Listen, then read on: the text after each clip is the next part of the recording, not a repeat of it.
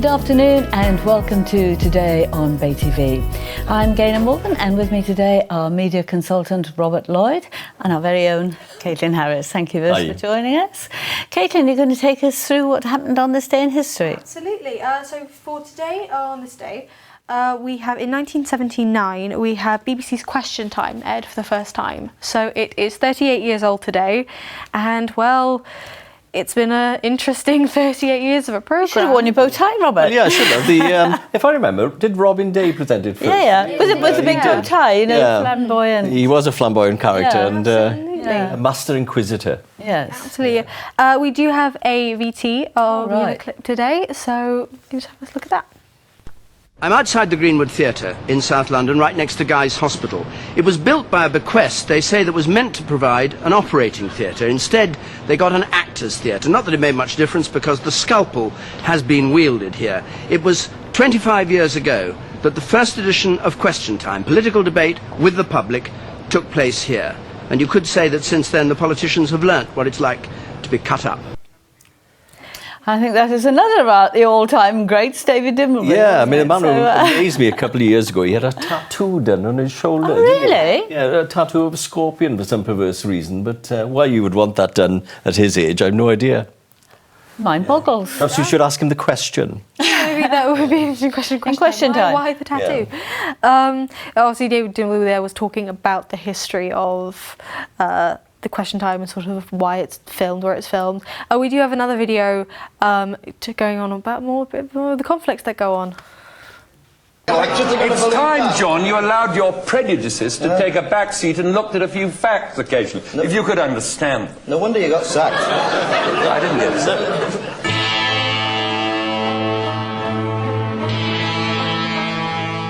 The tabloid business is a dying industry. They sell a million less papers than they did 10 years ago. The Daily Mirror is dying even faster than other papers. It's 24% down on sales. You're dying on your feet, mate. I'd back you in if I were you. They have tried to...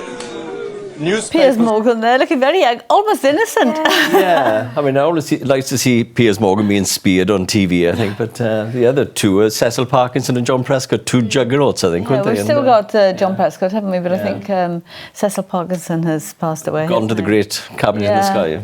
Big characters, well, all big characters, really. And, I mean, Question Time has been one of the biggest forms of televised conflict. It's been great. So, but I think Robin Day set the standard, didn't he? Absolutely. He's synonymous with Question Time. And I think he was with the programme for 10 years, so he certainly made his mark. Yeah. There we go. What else have we got? We have some Welsh ones coming up. We have Mary Grayson, who in 1912, Mary Grayson was born. She was one of the preeminent botanists and artists from Wales. She was born in Bangor. All right. And she started working in the WAAF, so working in the WAF, the Photographic Reconnaissance Unit in the military, and sort of that informed her sort of view on art, on observation, on nature. So she put a lot of that into her work, and she had an amazing sort of Royal Botanical portfolio for the gardens there, where she put a lot of work into making art from nature, and she was one of the probably. So she began work really in World War II, where that sort of thing was so important, wasn't it? It's almost textbook stuff in a way, isn't it? You can imagine you seeing that in a school environment, and getting to recognise the plants and all that. I was always at the back of the class when it came to art, but so I'm always in admiration of anybody who can do that sort of work. And I think until latterly, so little's been known about these backroom boys and ladies, the people in the background who helped Britain to win the war, really, doing all this important work. And then, of course, she went on to reinvent herself, quite by accident. I think she went to Kew to apply for a job to set up exhibitions, and she happened to bring out a portfolio of these wonderful drawings and sketches she'd done of wildflowers. Of course, they said, well, I think we need you for something better than that. It'd be interesting what the Botanic Gardens in Llanarthy could make of whether they could stage a bit of an exhibition of her work. Oh, that would be amazing. Because that would fit, wouldn't it? Yeah. So So yeah, if we just promoted Welsh artists. Well, especially she was Welsh. That's a very good point. You can start a campaign, Robert. Well, I think I'd get on the phone to David Hardy in the Botanic Gardens and stuff. You do that. I think it'd be a very good thing to do. Speaking of Welsh artists, we have in 1945, obviously Max Boyce, one of the greatest voices of Wales. I love Max Boyce. Yeah.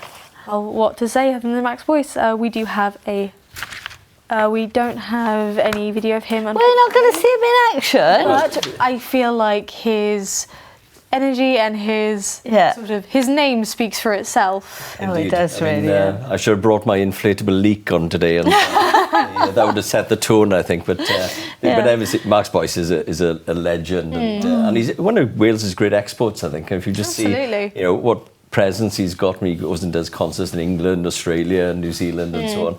He's a great advert, I think, for Wales, and and his enthusiasm is still as great now as it was years ago. Yes, because you can't even say he constantly reinvents himself, because it's just more of the wonderful same, isn't it? But it keeps going. That's right. I mean, I very often put on the Live at Treorchy LP every now and then, and it really takes you back to those days, the sort of 70s, when we had our sort of Grand Slam teams going up to Twickenham for matches and so on. And he had a marvellous way of conjuring up, and he still has, of conjuring up that sort of Welsh flavour and atmosphere. And the interesting thing is that it's really, the backstory has changed so significantly. We don't have any mines, we don't have much of these hard labour jobs anymore, and yet younger people are as enthralled by him live on a stage as anyone. That's right, he does adapt, and he did a marvellous sketch a couple of years ago about the hacker in New Zealand, and he sort of turned it into Humpty Dumpty, and but I don't think New Zealand appreciated that much. And I didn't realise I'm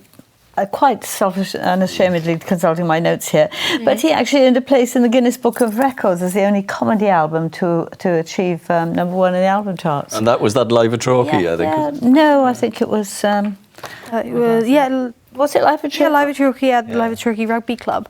Yeah. I mean, he is the voice of Wales for so many people. I mean, and of course, we all had doctor's papers, and we did once upon a time. We can't anymore, can you? He's very relevant to where I live in Llanelli, because his famous 9-3 song, and that commemorates Llanelli's win over New Zealand by 9 points to 3 in 1972. And that gets wheeled out every anniversary. And it's coming up to the anniversary now, on October 31st. In fact, I think it'll be 1972. I don't know how many years that is, but it's No, great guy. It's also, I think, Caitlin, World Tourism Day, isn't it? It is World Tourism Day. It is World Tourism Day, and in Wales we get 3.7% of Welsh economy comes from tourism. So tourism is such a huge part of Welsh life, especially here in Swansea, where we have our wonderful beaches, we have our wonderful wildlife. I mean, so for Swansea and Wales, tourism is such a big part of. And tourists bring into Wales £3.7 billion pounds a year, I think, and employing 100,000 people. Yeah, it's and of course I would say this, wouldn't I? Really, a lot of our wonderful landscape is only made possible by farmers. That's very true. I mean, Carmarthenshire is basically branded as the Garden of Wales now. Partly it's linked to the Botanic Gardens, Aberglassley, places like that. But it's got marvellous coastline. It's got we've got everything here for tourists. There's a race course just on the road. There's, motor racing circuits. There's all the sport that goes on. It's a great area for tourists to come, I think. And fortunately, given the changing climate, so much more indoor activity. Yeah, I think that's so important. That's one of the things that we've learned in recent years, is to do more indoor stuff, so that we can actually keep people entertained. And but I think we've done a lot in recent years in promoting tourism, but I think there's still a lot more that can be done in terms of signposting people to the right places to go. And there's lots of hidden corners, I think, that are yet to be Well, not just hidden corners. I've got a bed and breakfast in Pembrokeshire. And the number of people from the UK, London and Manchester, places like that, they've never been to Pembrokeshire. They didn't think it was a good place to go. They've been to Cornwall. And actually, if you come from London, Pembrokeshire's an easier route. It's just extraordinary. I can't believe how many people haven't really. Because you look at the way the road is constructed now, it's practically dual carriageway all the way down. Yeah, especially to South Pembrokeshire. And it's easy to get to on a Friday night from London, places like that. Yes, and then of course you've got the day trippers from Ireland who come over for Oakwood and Bluestone. And, you know, it's a sort of 1 or 2 day out for them, you know, and that's significant, you know. It's really important. And they drive through Pembrokeshire and think, oh, gosh, you know, we haven't been here. So, of course, so many unsung places on our own doorstep. That's right. I mean, you look at places like Folly Farm, built on the Wonderful. enterprise, and you know, they've actually got theatre there now, haven't they? That, you know, they can And all stage that vintage concerts musical stuff. Yeah. It's absolutely wonderful. Yeah. There we go. Day trip, I think. Team trip. Absolutely. Organise the Thank you bus. all. Next up, we'll be taking a look at the newspapers and chewing the cud a bit about what's happening in the news.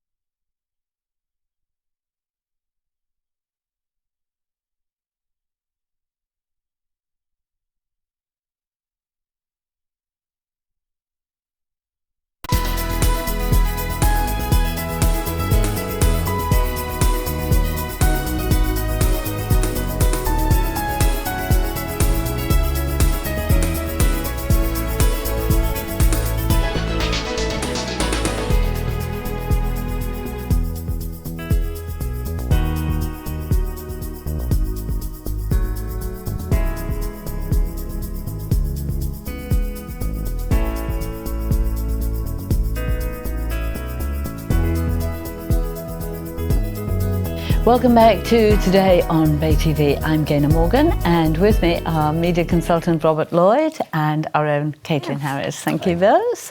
Caitlin, I think you've been gleaning stories from the newspapers. Yeah, just having a look today. If we start off with the BBC, talking about the M4 Relief Road, which will be £1.1 billion and will go around Newport. So, Have we got any footage? Oh, yeah, we have the BBC, we have us still here. So yeah, that talks about the Gwent Wildlife Trust calling the proposed road a direct attack on nature. So we do have a little bit of footage seeing where the road would go. So go through there. Right, And so it would go all the way around. Robert, do you know? Yeah, I mean, this is all about the bottleneck, really, the Bringlass tunnels, because, I mean, everybody knows it's been up on the motorway, up the M4 in the direction of London. You hit the Bringlass tunnels, and it's a great disincentive, isn't it, to a real invest in pinch Wales. point. And, and of course, something goes wrong in the tunnels. I remember going back a couple of years ago, there was a fire in one of the tunnels, and it had to be blocked off for a long period of time. And of course, frequently on weekends, we get delays on the tunnels anyway. Obviously, there's a need to build some sort of relief road, but this route actually goes across what they call the levels in Newport, which is regarded by the wildlife experts as a prime, our sort of Amazon rainforest, and they're very protective of it. And you can see why they're kicking up a storm about it. I mean, it's a fascinating debate about roads and building new roads. I think you tend to build them sometimes, and then all the traffic diverts and fills them up, doesn't it? Yes. Because the more roads you create, the more people get out in the car and use them. I wonder if it's the answer. It's the same as building more airports. I don't think it is, in a way, because I think there has to be a more integrated approach to transport. More people thinking about using, public transport should be easier to use. There's been plenty of stories about the Cardiff Bay Metro, the Swansea Bay Metro. I think we need to do a lot more work on that. People just it's an easy excuse to jump in the car and head up the motorway, and I think we need to think be more creative. If the price is right, and if it's reliable, why wouldn't you get the train? That's right. I mean, say if you reliability and price, and you would take the train because it's far less stressful. You can do a bit of work on the train. You can actually sit down. You can have a coffee. You can have a drink. You can chat to friends. Your laptop, glass of wine. What a wonderful view. Better than your office. Far easier way to commute, and but I think this row will rumble on for a good while, I think. And well, there's concerns about the Future Generations Act as well, where people want to preserve the levels for future generations, and whether or not building the road there would come into contact with that sort of legal aspect. But certainly our motorways are a serious issue. We went to the Lake District a few weeks ago, and coming back down the M6, and we weren't even in the sort of rush hour. I really, really was very concerned about people who have to do it regularly. Well, that's right. The M4. And you see when there's a bad accident, unfortunately they're almost catastrophic, aren't they? Because there was one on the M5 the other day where several people were killed. That if you get an accident, it's going to be a bad accident. So random, really. It's terrifying. Shall we move on? Speaking of accidents, potentially, again we have with the BBC, we have news of a new degree that Cardiff University is proposing. Actually, not just proposing; it's putting forward which aims to boost A&E doctors working in Wales and working in the UK in general. So it's a plan to have a one-year course, so a one-year BSc, which would that fourth-year medical students would go on to, that would specifically train them to work in A&Es. I'm not sure about this. I spent an awful Saturday night going through into my birthday in Bridgend A&E. I wasn't impressed. In fact, I was quite horrified. I was over 7 hours. You're not allowed, I believe, as a farmer, to leave cattle without food and drink for 6-7 hours like that. It was the way it was organised. I'm not even speaking about my own plight, but everyone else. It was so badly organised. I didn't really need a doctor to take my blood pressure and look into my eyes. I just needed a prescription. And when the poor doctor eventually saw me at 3:45 in the morning, I swear he couldn't focus because he was so tired. I mean, there's something radically wrong in the organisation. Yeah, but hopefully this will go some way to addressing it. And not if the organisation isn't in place. I mean, it is. I mean, I'm speaking to somebody. My son has just graduated as a doctor. Sorry. And that's all right, it's quite all right. But it's not the doctors. And he's graduated. He's now a F1, a first-year junior doctor at the Heath Hospital in Cardiff.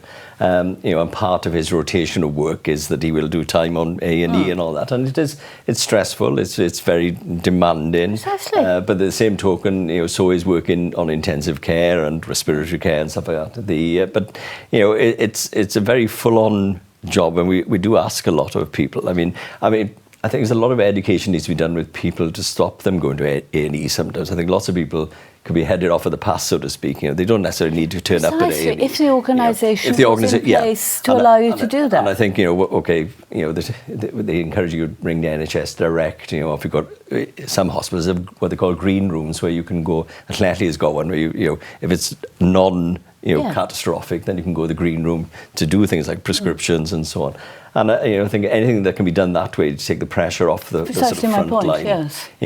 I do agree. It must be a nightmare to go there. I say to people, if you have an accident on a football pitch on a Saturday afternoon, I think not a lot of point going to A&E then. You may as well wait to the following day, because if you can, because it's... Well, it was Elvis weekend in both calls. It's going to be full of people. And but there are issues, and hopefully this will go some way to addressing it. And obviously there's a demand for more A&E. Oh, I agree with you there, but I also think they need to ramp up the organisation. Yeah, and it may be, I'd have to say, speaking from a person's perspective, my mother's 90 now, and all this treatment we've had in the NHS has been first class, and everything she's had to have done to her has been done at appropriate times. And but I do see, I hear other stories from people, and they complain about delays and waiting times and all that, and you can see people get frustrated. Once you get to the professionals, they're fantastic, but I think that in the interim, there really needs to be reorganised, and that needs to be a focus as well. Anyway. So going on to slightly happier news, in the Evening Post, we have in Swansea now, in Gower actually, we have the best restaurant in Wales. Oh, lovely! With the Beach House in Oxwich. It's quite a small restaurant. It's just straight on the beachfront, and we do have a short video sort of about the restaurant. Just having a look.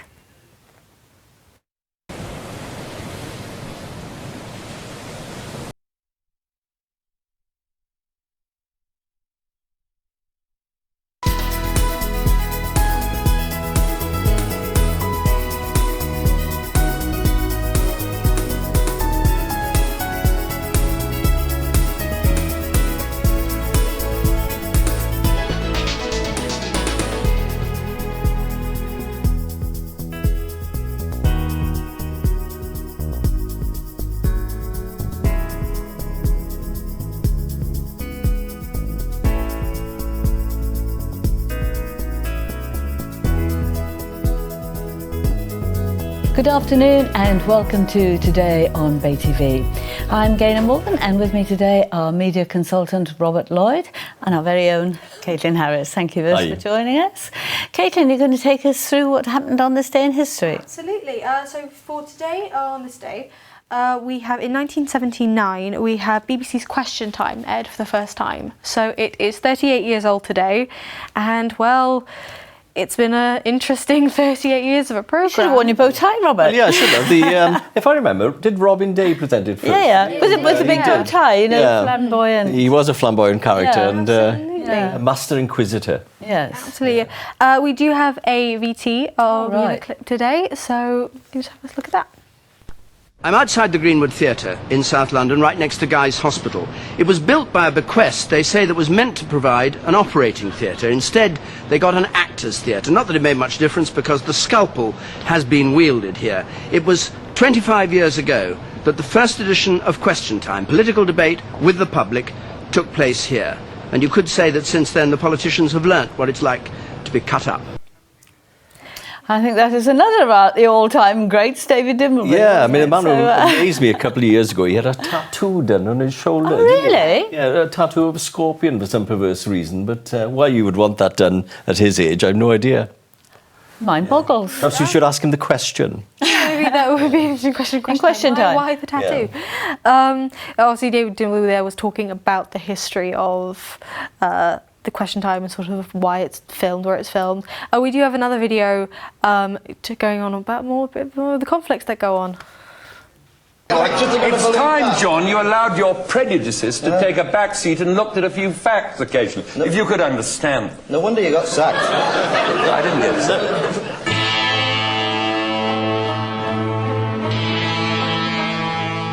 The tabloid business is a dying industry. They sell a million less papers than they did 10 years ago. The Daily Mirror is dying even faster than other papers. It's 24% down on sales. You're dying on your feet, mate. I'd back you in if I were you. They have tried to... Piers Newspapers... Morgan there, looking very almost innocent. Yeah, I mean, I always like to see Piers Morgan being speared on TV, I think, but the other two are Cecil Parkinson and John Prescott, two juggernauts, I think, weren't they? We've still got John Prescott, haven't we? But I think Cecil Parkinson has passed away. Gone to the great cabinet in the sky. Big characters. Well, all big characters, really. And, I mean, Question Time has been one of the biggest forms of televised conflict. It's been great. So I think Robin Day set the standard, didn't he? Absolutely. He's synonymous with Question Time. And I think he was with the programme for 10 years, so he certainly made his mark. Yeah. There we go. What else have we got? We have some Welsh ones coming up. We have Mary Grayson, who in 1912, Mary Grayson was born. She was one of the preeminent botanists and artists from Wales. She was born in Bangor. All right. And she started working in the WAAF, so working in the photographic reconnaissance unit in the military, and sort of that informed her sort of view on art, on observation, on nature. So she put a lot of that into her work, and she had an amazing sort of Royal Botanical portfolio.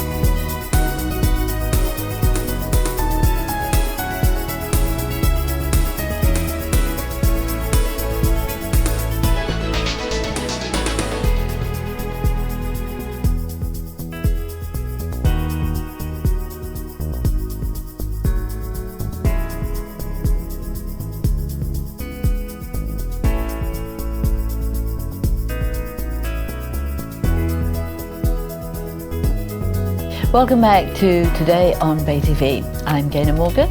With me is Caitlin Harris and media consultant Robert Lloyd. And I think, Robert, you've changed hats now, aren't you? Talking about Carmarthen Town football? Indeed, I do wear a few hats, but in one of my other roles, I'm a director of Carmarthen Town Football Club, and Carmarthen Town Football Club obviously play in the Welsh Premier League, which is the highest level you can get to within Wales as a football team.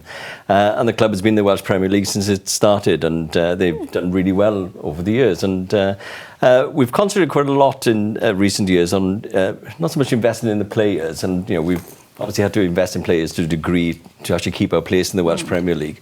But we've actually spent a huge amount of money on ground infrastructure, because we think, if we get a good ground, a good stadium, a good pitch, then it'll help us, be a proper community football club. And it attracts good players. And it attracts good players, and also it'll be a resource for us. So we've had a project going for the last 3 years, in fact, to invest in a 3G pitch, and I think we got a bit of a VT, which actually shows our president, Jeff Thomas, talking about the launch of the work on the site back in sort of May of this year. So, can we see? I think. Good morning, my name is Jeff Thomas, Director and Project Manager of Carmarthen Town Football Club, but also a Governor at Richmond Park School, and I'll say a little more about that later.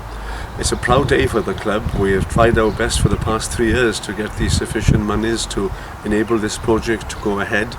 Whilst it will be of immense benefit to the football in the area, primarily it is very much a community project aimed at helping to tackle issues within a socially and challenging economic area, and the schools in the area, Richmond Park School, Merthin School and others, will benefit greatly from this facility, not only from the football aspect but also in partnership with the Trinity University. We will be embarking on quite an exciting initiative, bringing in the family centres within the area to educate them in terms of physical literacy and dieting, and the opportunities are endless to assist all aspects of community work within this part of the Carmarthen. Good. Bore da yn enw I Jeff Thomas, rwy'n gyfarwyddwr y clwb pêl-droed ac hefyd yn rheoli'r prosiect yma ar rhan y clwb, ac hefyd rwy'n ymwneud â Parc Gwaendew, ysgol gynradd Parc Gwaendew. Mae'n ddwrnod o falchder yma y bore yma wrth I ni ddechrau ar y gwaith, o drosglwyddo y ca yma I un artificial o 3G o'r safon ucha. I think you hear that in Welsh and in English, but that was Jeff Thomas, who's basically managed the project for us. What is 3G? I thought that was more to do with phones and stuff. No, 3G, it started off like artificial grass was like a 1G surface, and then over the years it's developed to 2G, 3G. I think there is actually a 4G, which is almost a mix of proper grass and artificial turf as well. But 3G has become increasingly popular as a surface to play on. And what's happened in the Welsh Premier League is that there's a lot of clubs throughout Wales, quite a lot of them based in North Wales, and they've had a lot more money to spend than what we've had. But we've sort of invested, taken the step of investing in this, because all our competitors, all our rivals were actually investing in 3G pitches anyway. And the beauty of it is, that if you get a downpour, we used to cancel games because the pitch was waterlogged and you couldn't play Carry games. On there. And of course, during the middle of winter, that's the time that we actually need to make money and get people in the ground. Games are cancelled, no good to us, no good to sponsors, and so on. And you've seen some photographs of when work started on the pitch, to clear the pitch, and there should be other photos of actually laying the initial surface down. And that now has moved forward. Now we're actually back with a green pitch again, but it's an artificial pitch. But it will enable us to play games, not have games called off. It's been a funny start of the season for us, actually, because we've actually had to play all our initial games away from home. It's a nice new pitch. Yeah, it's a nice new pitch, and we've only just laid it. And Never mind, there's plenty of rain to come. Yeah, in fact, the first game we played on it was last night. In fact, we played Carmarthen United as a friendly fixture. So that was the first tap around we had on the pitch. The development team have been on it as well. But because it's artificial as well, it doesn't really matter. We can actually have children from the community playing on it in the morning, and we can have a proper game of football in the afternoon, so we can actually use it as a resource for the community to What's use the as well. texture like if you fall? Because there's a lot of falling. Yeah, I mean, you do get stories about people having burn marks and whatever if they have sliding tackles on 3G pitches and all. But the texture, it has improved over the years. It's not as bad as it was, and you do get the occasional injury, but by and large, you get injuries anyway. Then you can get an infection with it. It's got a nice springy surface. Obviously the players have to adapt. Because whereas before they were accustomed to playing on quite a wet pitch during winter, and they must keep clean now. I guess muddy. Keep clean, and and of course they have to be a bit craftier in terms of passing and so on, because a 3G pitch will demand high quality passing in a team. It demands certain standards of so it's changed the nature of the game a little. Yeah, and this is where we're probably up against it again now, because we've had a limited amount of time to actually practice on the pitch. And we've got probably one of our biggest games of the season coming up on Saturday at 2:30 at Who are you playing? Park. We play the New Saints, TNS, and TNS obviously are the champions, and that game kicks off, say, at 2:30. We're hoping for a good crowd of people to come along. Where are they from, the New Saints? They're from North Wales. All right. And just, I say, mid Wales, North Wales. And one of the things we've seen over the years is that we've had to, when we go to play away, we're playing on these sort of surfaces, and now we'll have a similar surface to play on ourselves. So we'll actually be on a level playing field with some of our opponents and some of our competitors. And it's been a £500,000 investment over a couple of years. It's a lot of money there for a small town. What, 15,000 people in Carmarthen? Yeah, a lot of money. And it's been a lot of money. We've obviously had grant funding to do that, and we're very grateful to all the grant funders and the county council and so on who have enabled us to do that sort of work. But it's been a huge effort on the part of Jeff Thomas and his team in Carmarthen to actually put this together. And our chairman, Chris Edwards, has been very supportive of it as well. Like, we've known that carrying out this investment means that sometimes we've not been investing in players, and so it's a fine balance. That's the next step. Between investing in the players on the pitch and investing in the infrastructure. How old is the club? Oh, crikey! I knew you'd ask me a tricky question. And I was only wondering, because you said the Journal's the oldest paper in Wales. We're going back about 50 odd years, and before my day, and but the club has grown. But it's certainly been in the Welsh Premier League, since its inception. Yeah.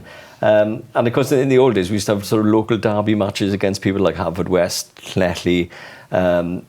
Those teams dropped out of the league for different reasons, dropped out of the Premier League, and they're actually trying to fight their way back up to the Welsh Premier League now.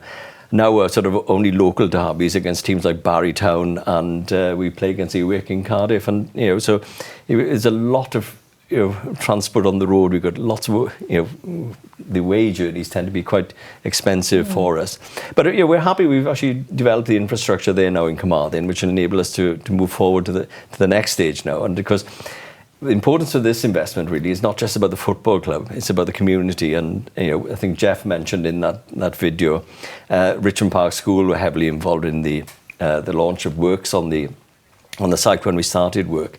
And the aim is to get local schools and people involved, and to build up fitness programs with University of Wales, Trinity St David, help people, if they're combating things like, obesity or fitness, whatever, or dietary problems. We'll have projects in place at Carmarthen Town, at the football club, based around our 3G pitch facility, which will help those people, help the wider community. That's amazing. That's really... and again, we're actually going to put... there will be cut rates available for hire the pitch for certain sectors like charities or disabled groups and so on. So the aim is to we want to put as much activity as we can. Build it into the community. So you're helping people to help themselves, but in a fun way. That's right, because what we've done is invested. We've got the clubhouse, which is a great resource. That's used for meeting rooms and functions, and it's got a lovely long window overlooking the pitch. We've got new dressing rooms as well. So we've got all the facilities on site, and it really is, I think, a huge boost for Carmarthen Town. But and where's your interest lie? Did you used to play for them? No, I never played for them.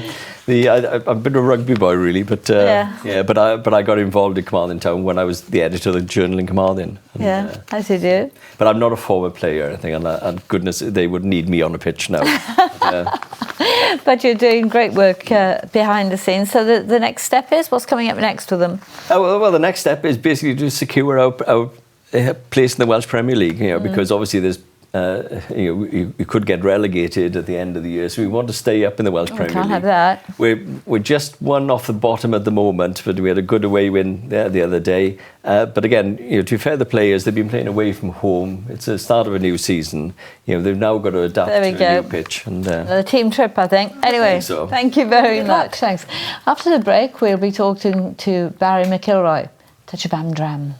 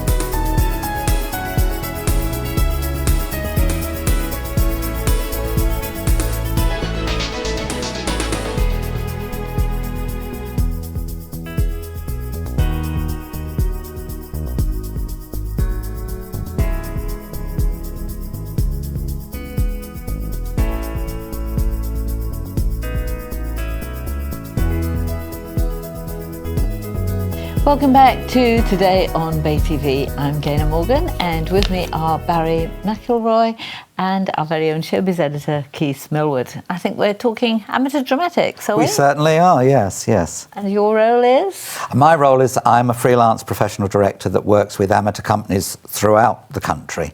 And I'm making a return visit to Britain Ferry.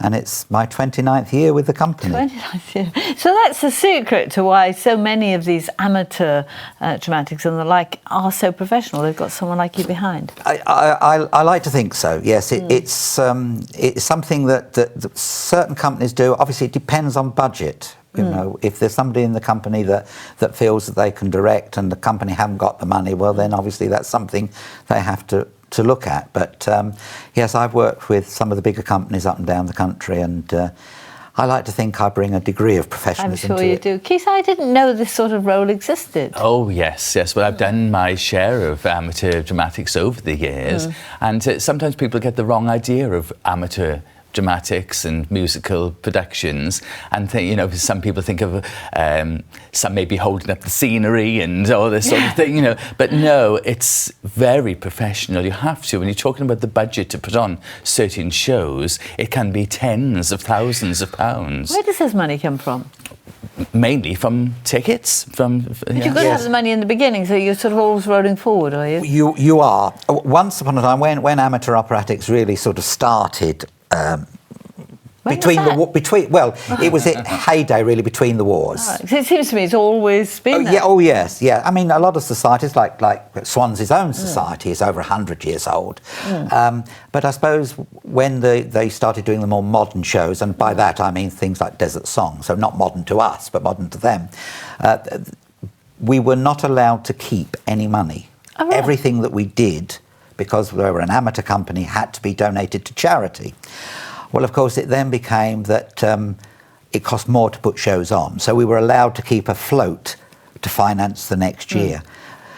Nowadays, it's very difficult to get the money back on the ticket revenue alone, mainly because you'd have to charge so much, because as Keith so rightly says, to put a show on for possibly 4 days can cost anything between £20,000 and £40,000. That's a lot of money to try and get back. Yeah. And Keith, there's so much competition for your time and interest nowadays, isn't there? Yes, well, it's increasingly difficult to choose a show which brings the public in. And last year you had a very successful show with Britain Ferry, with Greece. And this year you're presenting Fame. Yes, which is sort of, it's the 80s equivalent of the 50s type show that Greece was. It's very young, it's very vibrant. You've got the poster there, yeah. Yes. So it's running, as I say, next week from the 3rd to the 7th. It's aimed at a young audience, although I think any age will enjoy it. And the way the show has been written, because just to give you a brief history of Fame, it started life in 1980 as a film. Oh, right, I didn't realise that. And then in 1983 they started to make a television series, which I think overshadowed the film. It was more popular than the film. I remember the leg warmers and the sweatbands. And then in the 90s they made it into a stage show with original music. The Fame song is in the stage show. That's the other way around, isn't it, really, from the way lots of... Often. Yeah. It is. I mean, there are several notable examples. Calamity Jane was a film before it was a stage show. It's normally the other way around. But there are notable exceptions that have been done from film to stage.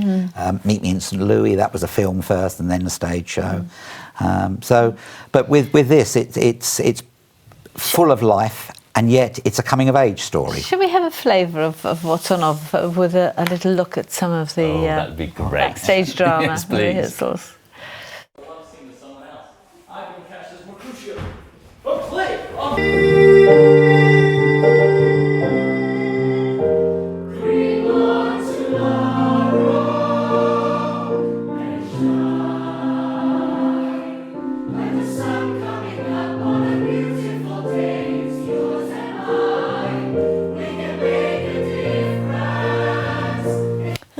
it is so impressive, isn't it? Yeah, we are very, very fortunate. This area generally is very, very fortunate. You know, as I say, I've travelled all around the country, and to find the youngsters of the ability that they've got, you know. Well, that's nice to hear. It really, it's quite noticeable when you cross the bridge.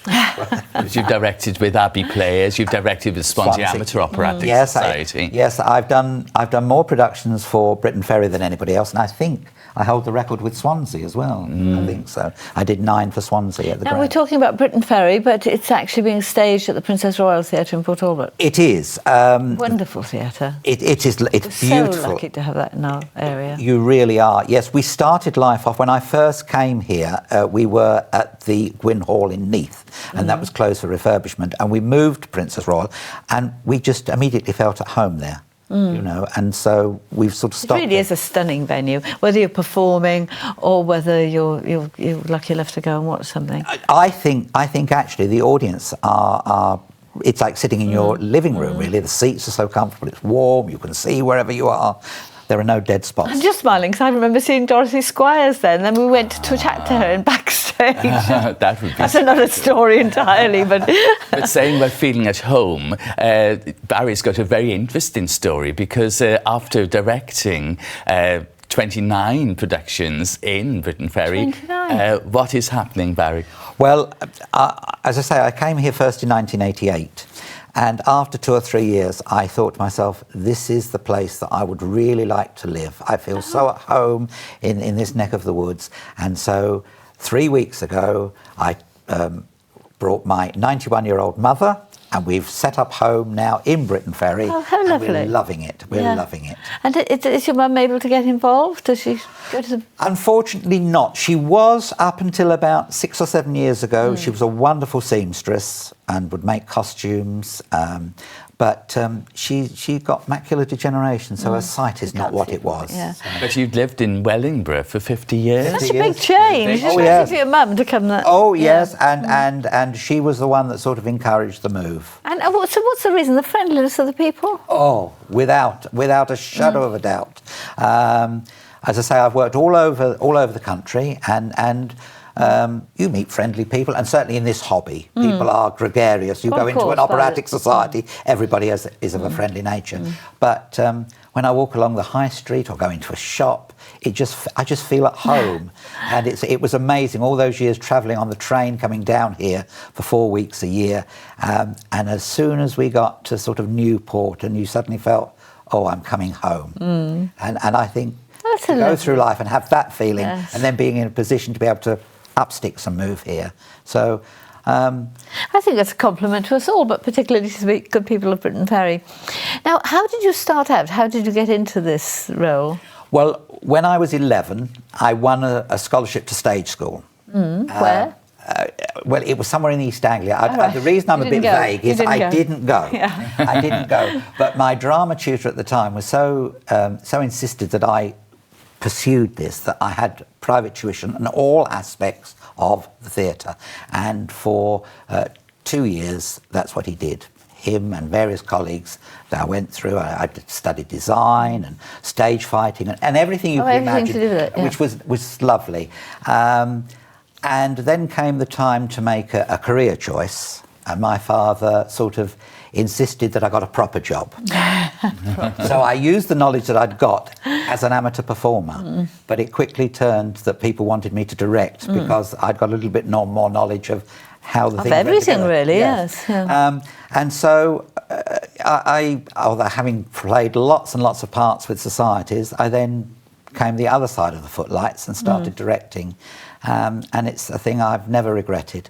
I'm also a graphic designer. That was the proper job. I see. So it's all creative there, isn't it? That's right. That's all right. creative, I think, Keith. But I think you have to bring in a lot of sensitivity, don't you, to directing? It's not just the mechanics. Definitely. And with Barry in directing, you get a good production. You get the guts out of a production.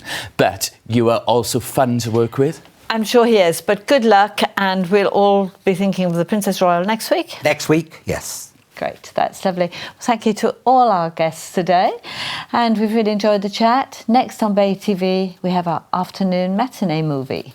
Today, it's the 1954 drama Burnt Evidence with Jane Houghton.